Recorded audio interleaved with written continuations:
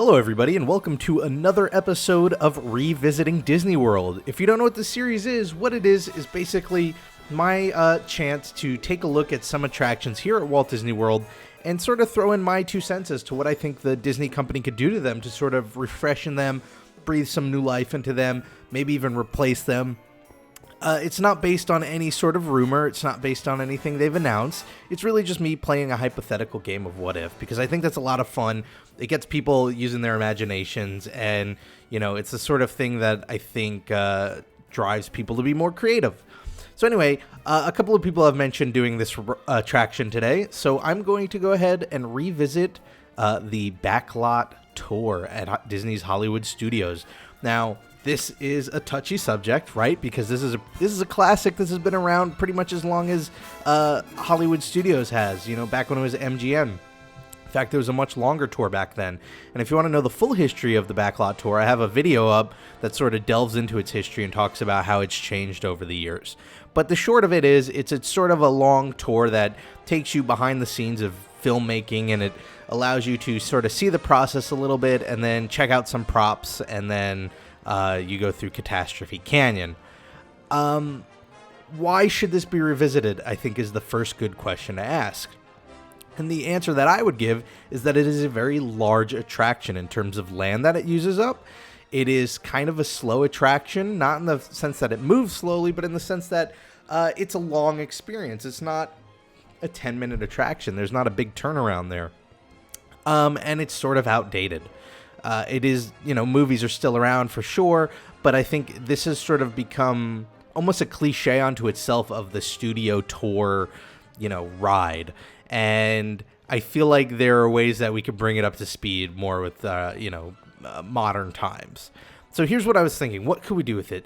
The easy answer and the lazy answer would be, okay, we'll get rid of it all and put Star Wars Land there, or put Marvel Land, or put Frozen Land, or put blank movie you love land there. And I think that's not a great answer, because one, if you're not a fan of those things, well, that's a whole part of the park that you're not really going to like. But two, that's just, I don't know, this video would have been 30 seconds long if that was the answer. This is what I think they should do. I do think it is a matter of replacing it completely. I don't think it's a matter of just like tweaking things. Sometimes I feel like all they need to do is replace a few things and keep the core of the ride. But I do think that in the spirit of Disney's Hollywood Studios, it should remain an attraction about filmmaking and movie magic and just creating them. Not about a specific movie or franchise, but just the creation of them, because that's what the park was all about. And, you know, this is one of the last attractions that keeps that true. So this was an idea that I was thinking about. Get rid of the tour, get rid of Catastrophe Canyon. I know Catastrophe Canyon, everyone loves it, but it's sort of hokey at this point. The tour seems kind of pointless. You have to remember and put some context into it. When the tour opened, this was, what was it?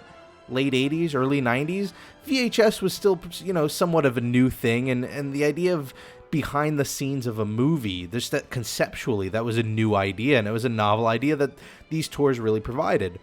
Now, today, you buy a Blu-ray, and it's most likely going to come with a documentary that's as long as the movie itself, if not longer, that just goes into great detail regarding the creation of the film. So it's sort of not as necessary as it used to be. So seeing houses, seeing props is cool, but I don't think it's as cool or necessary as it used to be. So this is what I propose we do. Rather than talking about why to get rid of it, let's talk about what we should do with it. Clear out the entire space, and in this space, build a wide variety of small sets similar to this. I'm sort of hanging around here because this is actually, I feel like, the one part of the park that, while it is a little cheesy and could use some work, it represents something that you can't get anywhere else. You know, the movie making, behind the scenes stuff you get on a DVD, seeing props, you could, find that stuff online, but, getting in here and being a part of a scene and seeing it put together is not something, unless you're a filmmaker, you really get to experience very often. So build a bunch of sets, maybe this size, maybe a little bit smaller, wide genre range, wide, film range. You could use different properties, but you could do sci-fi and horror and action and drama and romance and all these different plots. And for each of these plots, have a couple of pre-written scripts set up. Maybe a script pre-written for one person or two people or three people, four, maybe up to 5 or 6 or 7.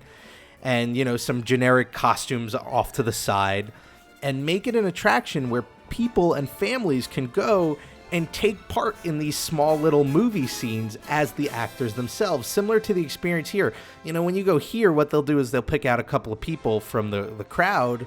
Why not create an attraction where you don't have to worry about whether or not you're going to be one of the few who's picked out a crowd? Everyone gets to do it.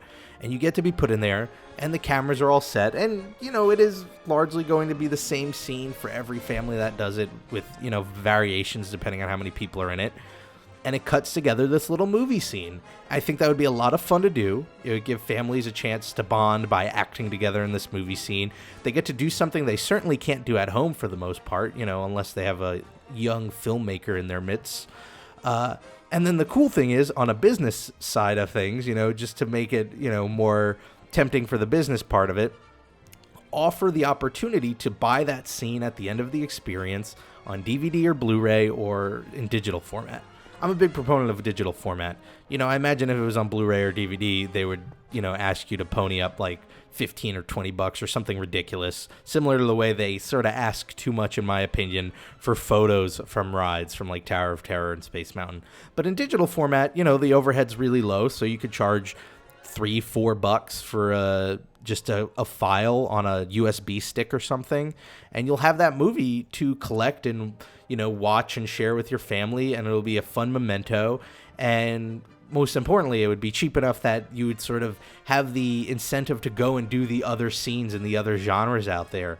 And I think that would be what's fun about it. And what's really cool is that would create a modular attraction. And what I mean by that is you'd have an attraction that you can update a bit at a time.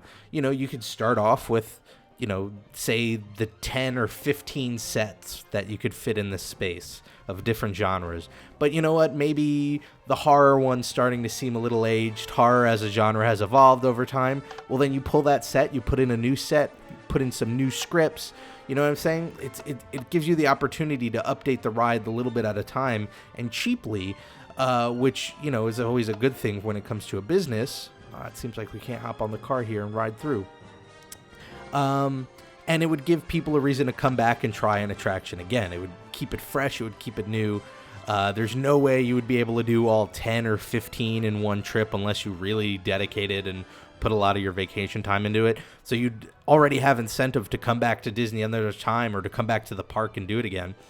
And I also think it's just something you don't see anywhere else. And correct me if I'm wrong, maybe they do something like this in Universal, but Disney doesn't do anything like this where on a large scale people can interact and sort of create something like this that they can bring home with them on this scale. And of course you could keep the scenes short. You keep them 2, 3, 4 minutes long, nothing like overly complicated. You're not making a full movie, just a scene. And that way you could still try and keep a turnaround that's reasonable. Anyway, I'm sure there would be a lot of problems with it, and I'm sure there are things that I might not have completely thought through. But when I was thinking about this ride, the idea just hit me, and I realized how excited I was at the prospect of that and how much I would want to go to this attraction if that's what they changed it to, just because it sounds like it could be so much fun to go with your friends or your family and do something like that. But maybe you disagree, and that's what I want to hear in the comments below. Do you agree? Do you disagree? Maybe this is too sacred and you don't want to touch it at all. Or maybe there are a few things that you can change, but you want to keep it the same, or maybe just wipe it out and just put something completely different. I'd love to hear what you have to say, because that is really what's fun about this series, is just sort of playing that game of what if, or what do you want to see there. And this is just my 2 cents, like everybody else has their own 2 cents. If you want to follow me on Twitter, I'm at Rob Plays. I'm also on Facebook and Instagram at Rob Plays That Game. I also have another channel called Rob Plays Those Games, which has a whole bunch of non-Minecraft stuff if you're interested in games outside of the realm of Minecraft. I want to thank you all for watching. If you want to support the channel, the best thing you could do is just tell a friend. Maybe they'll enjoy these videos as much as you will. Have a fantastic week. Thanks for watching, and I hope to see you all next time for the next episode of Revisiting Disney World. Bye, everybody.